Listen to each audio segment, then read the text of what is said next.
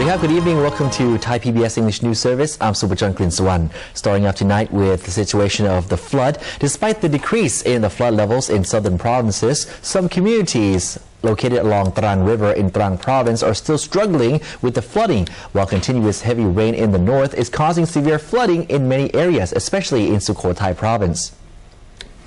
Officials in Sukhothai Province had to block the waterway by constructing a dike in the area of Kuha Sawan Sluice Gate, as the large amount of water in the Yom River is now flooding onto Jorot Withi Thong Road.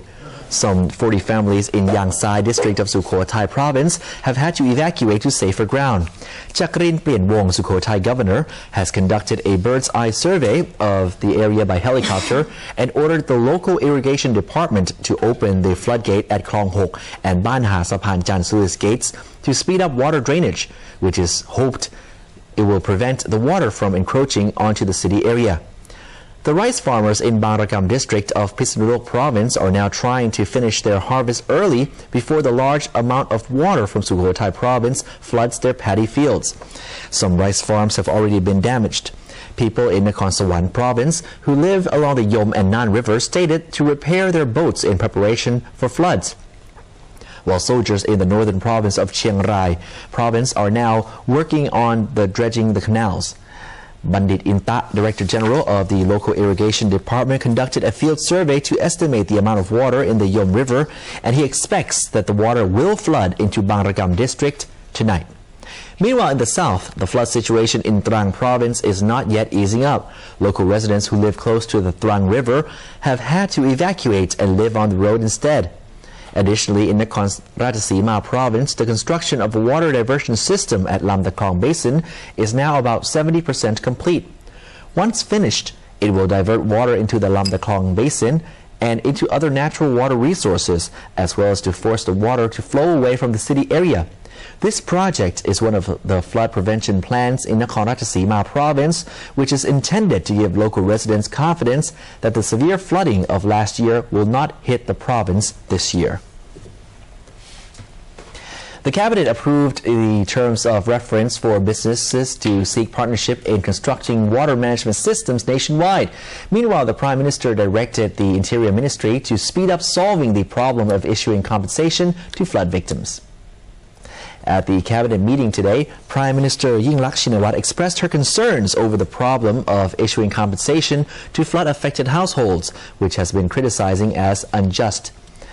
Yingluck sought cooperation from all related agencies while urging provincial authorities to make up payments through the Government Savings Bank to forestall any acts of corruption or political interference. The Interior Ministry has been assigned to ratify this matter. Meanwhile, the Cabinet has also agreed to the Terms of Reference, or TOR, allowing both local and foreign businesses to participate in the development of the 350 billion bahts worth of basic water management infrastructure. Businesses will be asked to present their projects, of which 3 will be chosen. The selected firms will be given 3 months to collect data and draft their flood combating plans, which must include the areas of communications technology, legal aspects, irrigation, and warning systems. The development will commence next year. As several months after the worst flood in recent history shook the entire nation, flood-ravaged industrial estates are now finally returning to normal. Meanwhile, construction of flood prevention dikes is already halfway complete. However, the vagueness of some state flood protection measures is feeding the investors' worries over future possible inundation. The industrial sector's concerns over flooding persist despite the ongoing and rapid construction of flood barricades, now 40 to 50% ready, with completion expected within August. However, some industrial estates, such as Nawanakhon in Pathum Thani province, will have their dikes completed in a month ahead of the deadline to allow for a test run. Land developers in 5 industrial estates in Ayutthaya and Pathum Thani provinces, excluding that of Saharatnanakhon, are hoping that the government will rapidly finance 2/3 of the total dike construction costs, even if the state budget is less than the 200 million baht estimated by the factory operators. Industrial estates predict that their factories will return to full production by October and will be ready to export their output in the 4th quarter of this year. Meanwhile, Mom Rachawong Pongsawatswadiwat, Industry Minister, reassured the nation that investors are not moving their production bases abroad. In fact, following the latest Board of Investment or BOI meeting, factories are expected to invest as much as 40 billion baht more in the Rojana industrial site.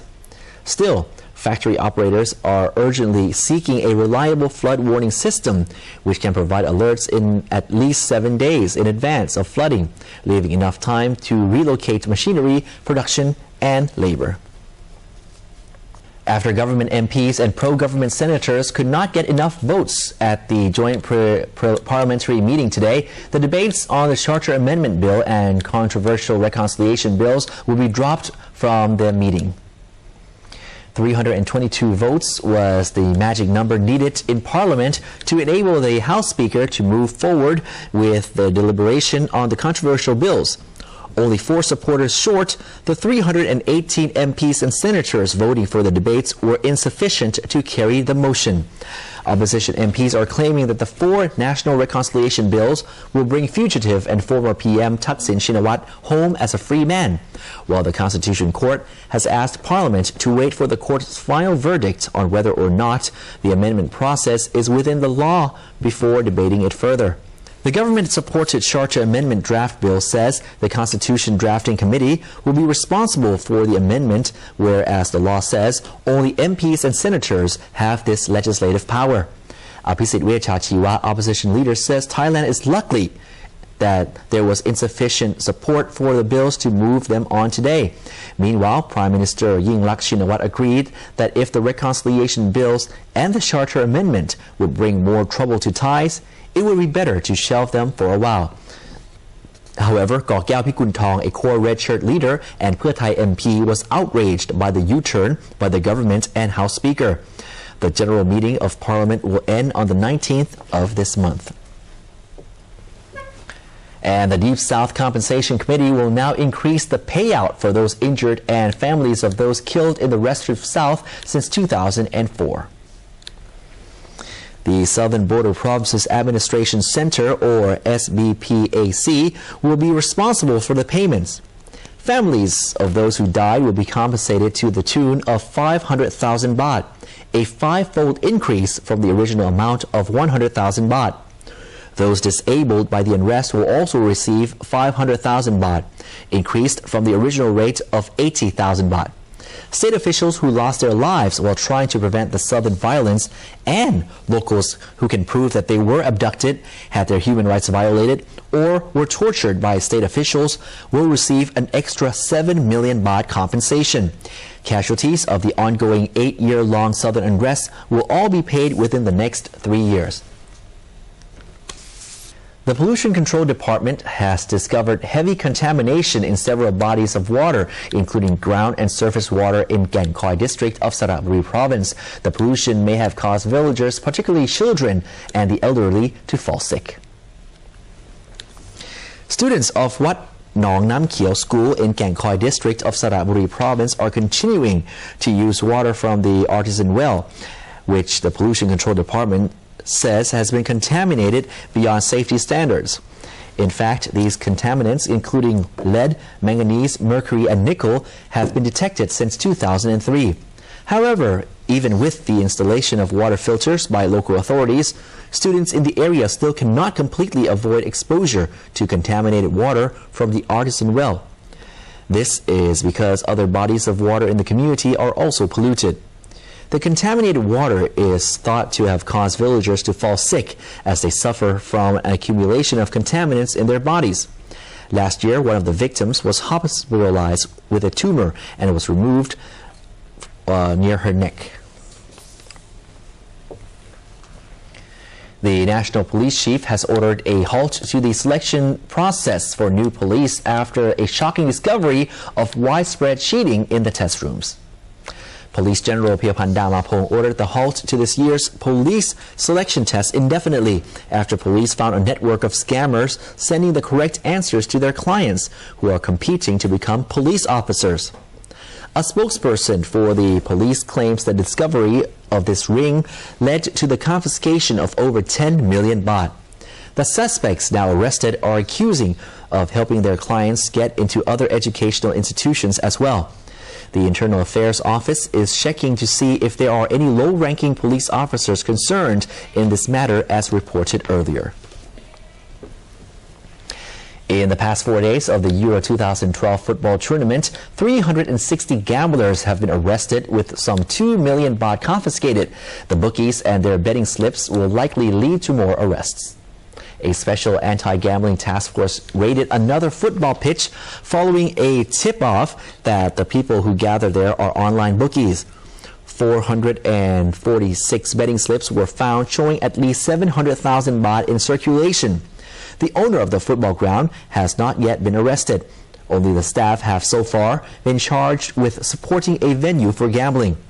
Since the start of the Euro 2012 footy last Friday, 360 gamblers have been arrested, most of whom are aged between 25 to 35. Meanwhile, Shuit Kamonwisit, Bangkok MP, revealed that many gambling dens are actually inside university campuses nationwide. As for the capital, Shuit says the Hua Mak and La Prao areas are the districts with the largest amount of gambling operators. And good news for people with bad knees and foreigners who are not yet familiar with a typical Thai toilet. The Ministry of Public Health is now planning to replace squat-type toilets with seated versions in all public buildings. The Health Ministry says that the change of toilets in government buildings nationwide is an effort to help the aging population. UN figures show over 60s will represent 14% of the population in 2015. Back in 2005, people over 60 accounted for only around 10%. Public schools and government buildings are among the first to see new seated versions of toilets installed this month. The private sector, especially gas station operators, is being urged to comply with the ministry's request to upgrade the facilities. The Health Ministry has signaled that the government may negotiate with seated toilet manufacturers to provide high quality but low price products for the public. And that's all the time we have for tonight's edition of Thai PBS English News Service. We'll see you again tomorrow night. I'm Subhajwan Klinsuwan. Sawadee krap.